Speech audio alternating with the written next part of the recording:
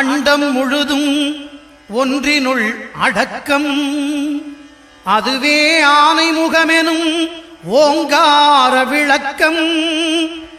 சுழலும் கோள்கள் அவன் சொல் கேட்கும். அவனை தொழுதால் போதும் நல்லதே நடக்கும். ஆனைமுகனை தொழுதால் நவக்கிரகங்களும் மகிழும். நல்லதே நடக்கும், நல்லதே நடக்கும்.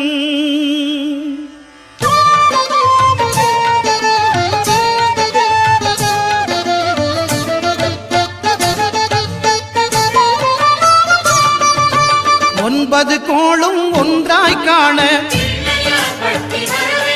அங்கு கற்பகம் என்னும் கடவுளின் மெய்யில்.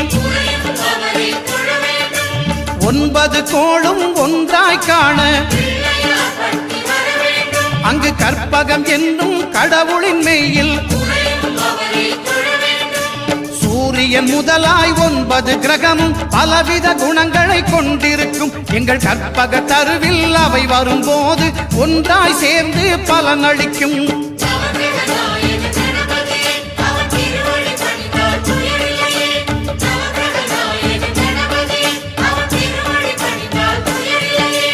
ஒன்பது கோளும் ஒன்றாய் காண அங்கு கற்பகம் என்னும் கடவுளின் மெய்யில்.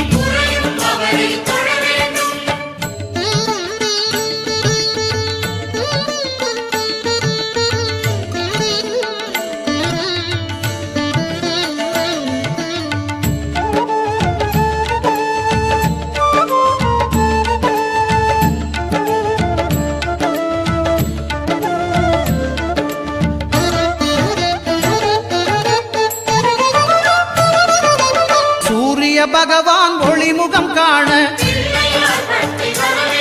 அங்கு கற்பக தருவின் நெற்றியில் மலரும். சூரிய பகவான் ஒளிமுகம் காண அங்கு கற்பக தருவின் நெற்றியில் மலரும். இருளை விலக்கி உலகை எழுப்பும் ஞாயிறு அங்கே குடியிருப்பான். அவன் ஆனை முகத்தனின் அடியவர் மனத்தில் ஒளியாய் வந்து கொலுவிருப்பான்.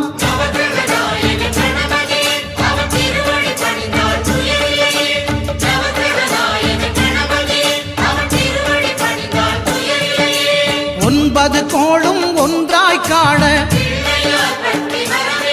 அங்கு கற்பகம் என்னும் கடவுளின் மெய்யில்.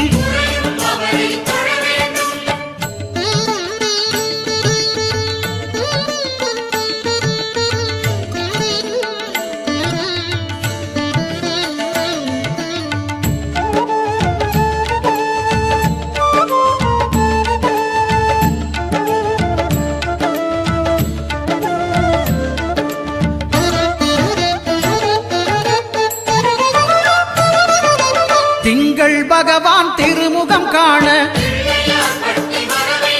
அங்கு கற்பக பெருமான் தொப்புள் குழியில். திங்கள் பகவான் திருமுகம் காண அங்கு கற்பக பெருமான் தொப்புள் குழியில். பார்க்கடல் பிறந்த சந்திர பகவான் கணபதி வயிற்றில் நிறைந்திருப்பான். எங்கள் கற்பகத்தானை கண்டவர் தமக்கு தீரா பிணிகளை தீர்த்து வைப்பான்.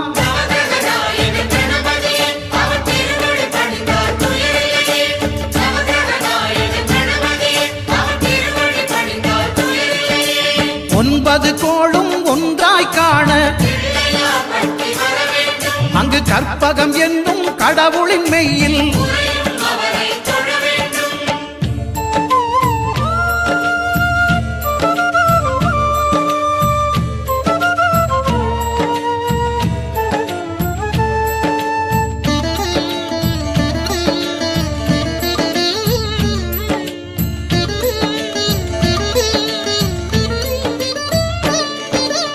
அங்காரகனவன் தங்கும் இடமே